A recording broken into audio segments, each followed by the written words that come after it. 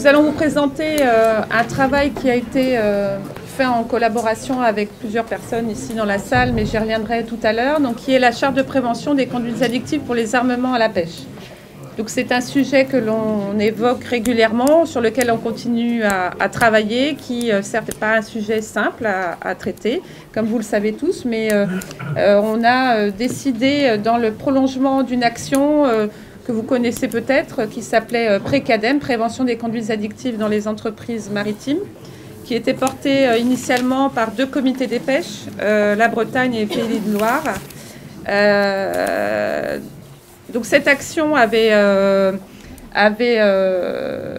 donné en fait un rapport qui avait été fait par l'Observatoire régional de la santé en janvier 2016 sur l'évaluation et l'analyse des usages de substances psychoactives dans le milieu de la pêche professionnelle, donc en Bretagne et Pays de Loire, qui proposait un certain nombre de recommandations, d'actions à mettre en œuvre.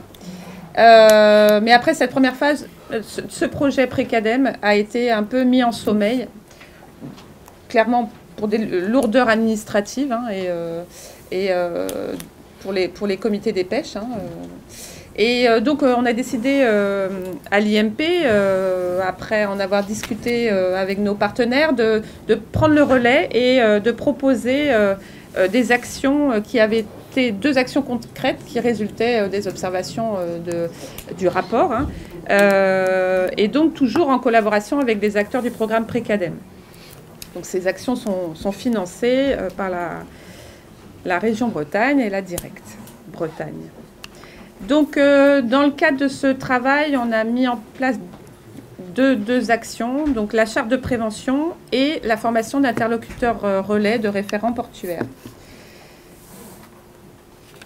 On a mis en place un groupe de travail qui réunit un certain nombre de personnes donc qui sont présents ici, comme je l'ai dit. Donc on a un armement volontaire, puisque ça nous paraissait indispensable d'avoir un représentant d'un armement. Donc cet armement, c'est un armement de l'Orient, l'armement APAC, on en reparlera puisqu'il est le premier signataire de la charte. Un représentant du comité des pêches, donc c'est Patrick Ambro qui participait aux travaux. Le service de santé des gens de mer avec le médecin interrégional, le docteur Saunier. Le service social maritime par l'intermédiaire de son directeur. La Direct, monsieur Baudot, le directeur. La Direct avec le référent maritime, Bernard Martin, et des professionnels aussi de la dictologie, de l'association l'AMPA, l'Association nationale pour la prévention en alcoolologie et addictologie, je ne sais pas si vous connaissez, mais qui intervient aussi quelquefois dans les lycées, et qui sont des spécialistes en la matière. Donc le travail de ce groupe, c'était d'à partir de l'expérience d'un armement volontaire, justement, de déterminer les questions d'ordre réglementaire, pénal, social, médical que se pose l'armateur et d'y apporter une réponse au travers de la charte. Donc clairement, les objectifs, c'est de répondre à ces questions, aux questions que se posent les armateurs face notamment à l'état normal d'un marin à bord. Donc que faire face à un marin sous l'emprise de substances psychoactives ou qui est donc addict à un produit, quel qu'il soit. Proposer des outils pratiques pour mettre en place une politique alcool et drogue au sein de l'entreprise, enfin de l'armement. Et en fait, tout cela pour pallier le plus souvent à l'absence de règlement intérieur dans les entreprises de pêche.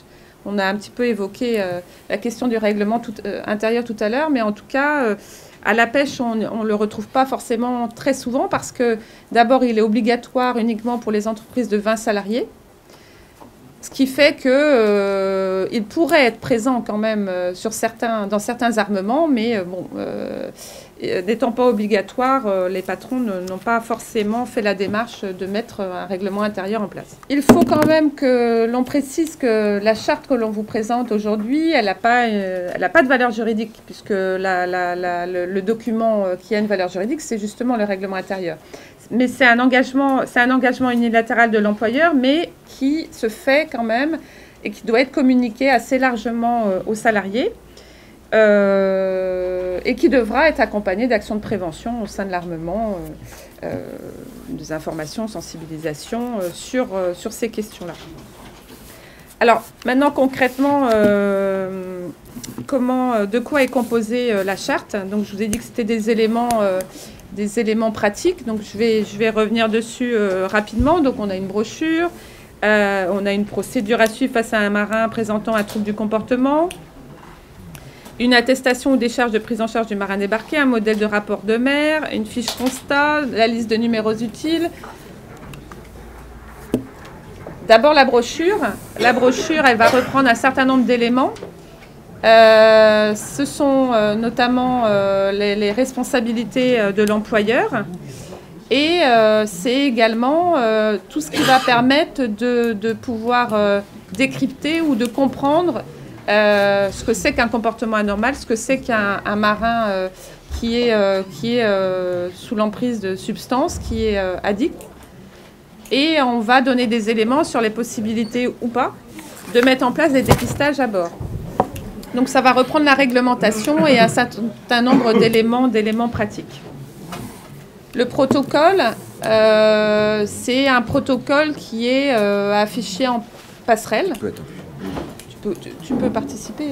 Vas-y, explique le protocole. Le protocole peut être affiché en passerelle, pas de souci. Donc, on explique bien ce qui se passe en cas de problème de comportement du marin, parce que une personne, telle qu'un patron ou un employé, ne peut pas savoir, pour certaines personnes, ne peut pas savoir si la personne est addicte à un produit. Et tout ce qu'il remarque, c'est seulement un problème de comportement.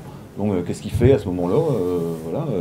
Problème de comportement, ça peut être une personne qui va faire un AVC, ça peut être un problème, personne qui est surexcitée, je sais pas, voilà. Donc du coup, voilà, le début de la constatation, c'est seulement ça, et voilà. Et donc le déroulement après, à quai et en mer, à quai, ça pose peut-être moins de problèmes. Il suffit d'appeler les différents services qui sont affichés là, et puis ça va bien. Mais en mer, ça commence à être un peu plus important. La mise en sécurité sous surveillance, l'appel au cross, l'évaluation de la situation par liaison téléphonique avec un médecin de Toulouse.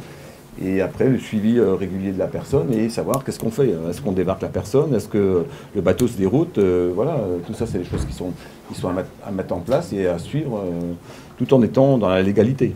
Voilà, donc on est bien dans l'idée de fournir des informations pratiques, d'insister sur certaines étapes, comme notamment l'appel au cross et la mise en relation avec un médecin de Toulouse, parce qu'on ne sait jamais, en fait...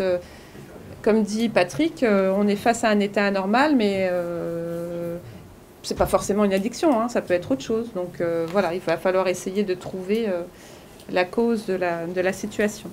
Dans l'objectif de fournir des outils pratiques, donc on a des documents qu'on met à disposition des employeurs, comme l'attestation de prise en charge dans le cas d'un débarquement à quai, par exemple.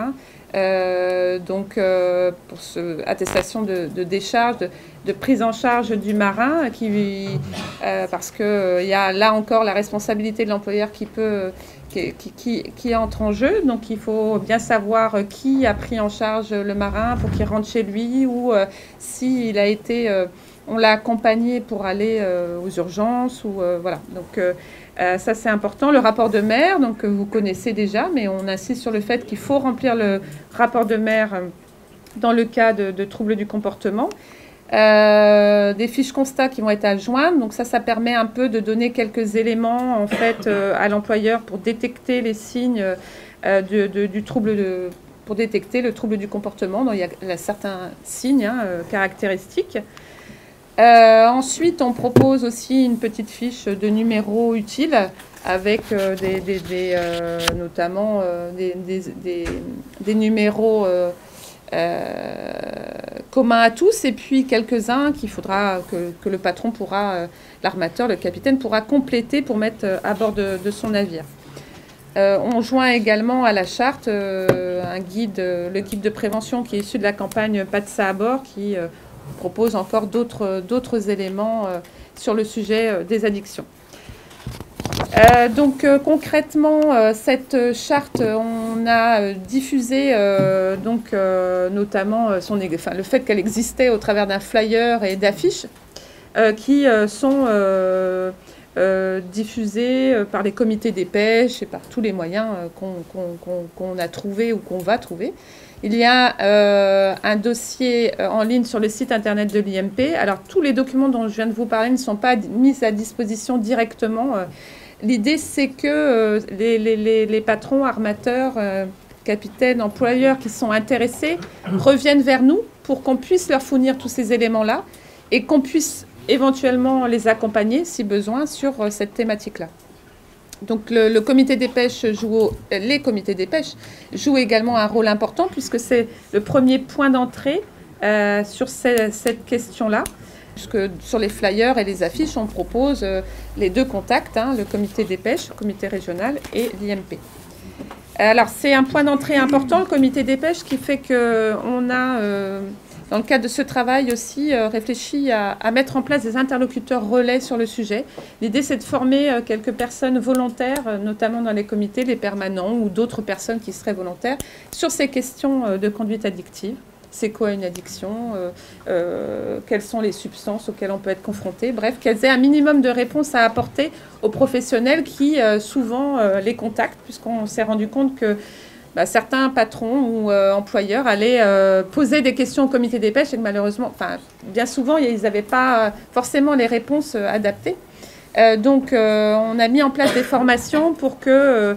alors, c'est une petite formation sur la prévention des addictions, pour qu'il y ait d'abord une mise à niveau des connaissances sur le sujet et surtout que ces personnes relais puissent ensuite orienter les professionnels vers des structures ressources. C'est une action qui a démarré en 2017 au travers des travaux du groupe. On a validé la charte en fin d'année. On a fait une mise en ligne en février. Donc, depuis la mise en ligne, on a plusieurs demandes. Alors, c'est une action bretonne, mais évidemment, on ne se limite pas aux frontières de la Bretagne. Donc, ce qui fait qu'on a des armements intéressés aussi hors Bretagne. Donc, on a organisé 2 sessions d'information. On va en faire une autre prochainement. Et donc, on pourra d'ici peu avoir vraiment les personnes relais identifiées dans les comités des pêches. Tu veux dire quelque chose, Patrick? Oui, moi, j'allais ajouter juste pour les sessions de formation. Pour la première, on n'a pas tapé que sur les gens des comités. Il y a aussi certaines personnes, des armements, qui sont venus aussi s'informer sur ce qu'était, en fin de compte, le problème des addictions. Donc c'est possible aussi qu'il y ait des personnes, des armements qui viennent. Mais moi je pense qu'il va falloir faire plusieurs sessions encore, parce qu'il y a beaucoup de personnes qui sont très intéressées par ces formations. Donc, c'est combien de temps la formation? Une demi-journée, pardon, je ne l'ai pas dit, mais c'était indiqué là. Une demi-journée, vraiment... des notions basiques sur les addictions, animées par quelqu'un de l'AMPA. Et effectivement, on avait élargi aux armements, au service de l'inspection du travail, au service social. Et on se rend compte que les armements qui ont participé, il y a vraiment une demande importante. Donc là, c'était une première réponse, mais bon, on va être amené à travailler certainement plus en détail pour apporter vraiment les réponses aux questions que se posent les armements qui sont assez diverses. Ouais. Voilà, donc juste pour le symbole, effectivement, le premier armement qui a signé la charte. Donc, c'était important pour nous qu'on ait un accompagnement des professionnels et d'un armement sur le sujet. Et voilà, donc on espère qu'on aura encore... beaucoup de chartes sur les addictions qui seront signées et on aura l'occasion d'en reparler à l'occasion d'autres rencontres.